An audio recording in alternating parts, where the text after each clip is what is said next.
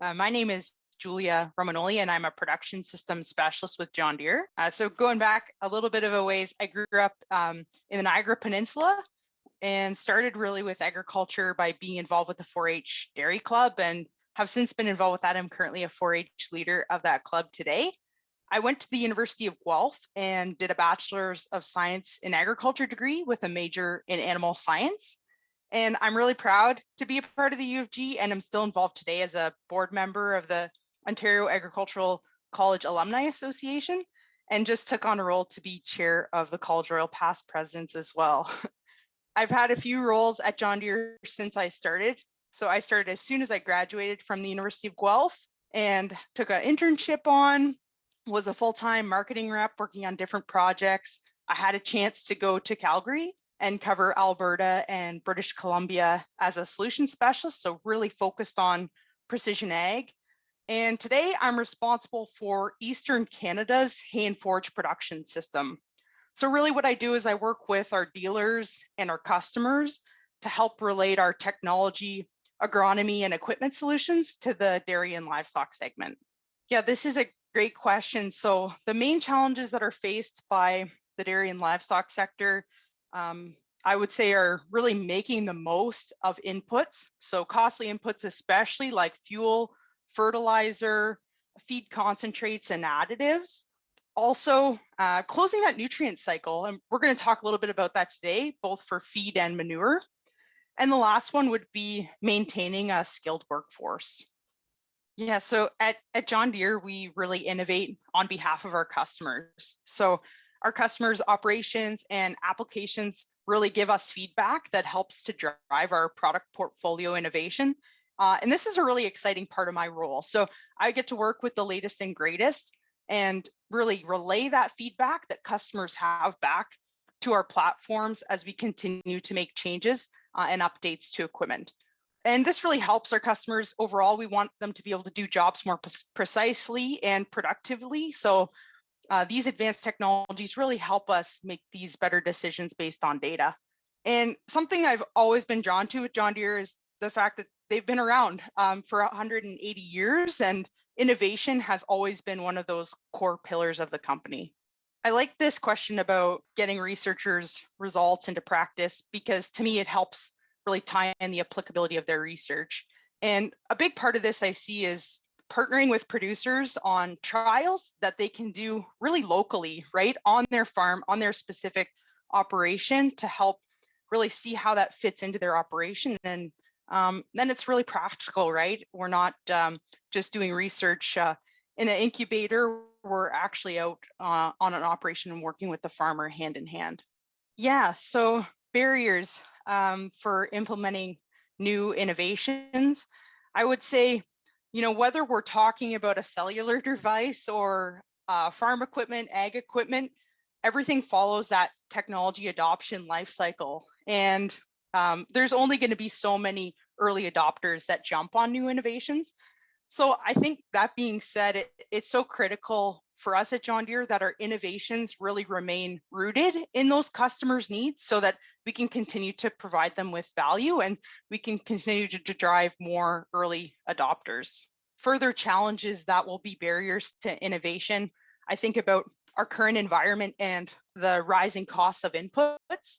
So I think really importantly will be for us to be able to prove back that we're using inputs really effectively and efficiently to help get as much economic headroom for our customers as we can. Yeah, so this one, it tugs on my heartstrings a little bit, Kendra. I think it's so critical to have hands-on experience, and that's something that I learned really early on through my involvement with 4-H, where the motto really is learn to do by doing.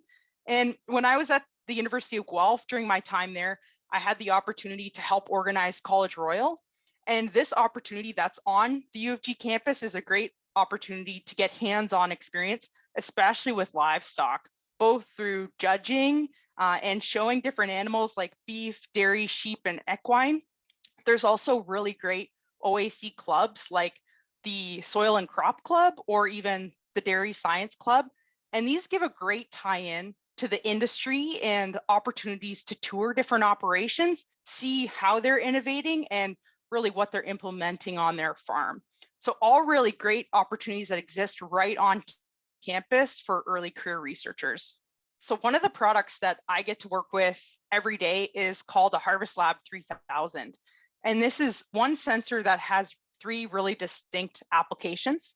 So the way that this sensor works is it uses near infrared technology. And through that, we basically have a light source that emits onto material to detect the dry matter of the feed or of manure, as well as constituents. So the way that this sensor has been known, it's been out there since about 2007 on board a self-propelled forage harvester or in a tabletop mode where we can really detect the moisture of the crop as we're going in and harvesting it. We also have the ability to change the length of cut of feed based on moisture, which helps us pack better in the bunk. And once that feed's fermented, we have this tabletop mobile laboratory where we can take samples, we can put it in the bowl, and we can better understand how that feed is fermented before feed out. What's really new that has me excited is for the last couple of years, we've been able to use this same sensor in a manure application. So whether we're on a drag line or a tanker, now we can actually measure what's going on with the manure. So something that's interesting about feed and manure is they're both really variable. And the Harvest Lab 3000, it overcomes this variability in really three distinct ways. So the first one is, for this first time, we can actually document what we're applying and where, and not just in terms of volume like gallons per acre, but we can also look at the dry matter, the nitrogen, ammonia nitrogen, phosphorus, and potassium of the manure. We can utilize something in the tractor called a tractor implement automation, which basically speeds up or slows down that tractor so that we can better hit our manure application target. And we can also create a variable rate prescription, send it to the tractor, and then execute that prescription through setting targets and limits for our manure. So it's a really great technology that brings more precision to the manure application so that we can apply that right product at the right rate, at the right place, and in the right time, better understand what's going on from a nutrient standpoint. And then when it comes time to adding a fertilizer top dress application, we can now use that tied to what we actually had in that manure. So that's all happening in the field when we're applying. And then we also have a counter life cycle that goes along with the nutrient life cycle. That's the data life cycle. And as we're applying, we can see what's going on. We can monitor that job remotely. And that information is shared wirelessly between the equipment to the John Deere Operations Center. So once that job's done as well, we have a complete application map that we can then share with trusted advisors. So overall, this Harvest Lab 3000, though it's one sensor, it's got these three really distinct applications that help us overcome that barrier, which is closing that nutrient life cycle.